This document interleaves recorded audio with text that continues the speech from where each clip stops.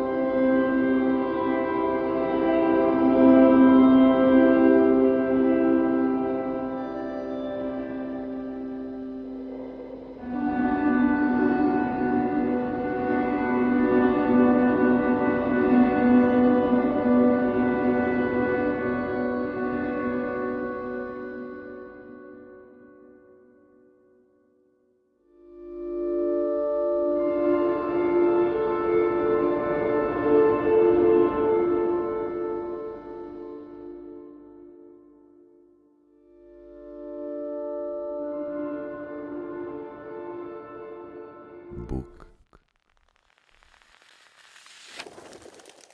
i zvuk.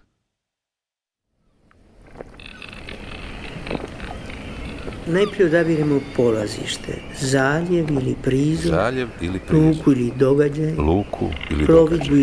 plovidbu ili priču. Manje je važno dakle smo krenuli, a više dokle smo stigli, što i kako smo vidjeli. Nekad se čini dok plovimo da su sva mora jednaka, a nekad svako izgleda drugčije. Mediteran je isti i različit na početku i na kraju. Razbistrite glavu na jutarnjem zraku. Ovdje su jutra i ljeti svježa i modra. Magla se brzo pokoleba. Sunce je razagna kao snoviti drijemež. Osjetite li miris stare slame? Brat ju je izvukao iz štale, već je bio i u šumi.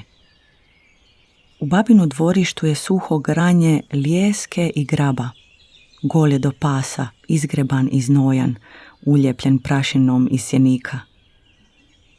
Skine se s prvim zrakama ljetnog sunca kao otac kad radi oko kuće i ne oblači se do prve jesenje kiše.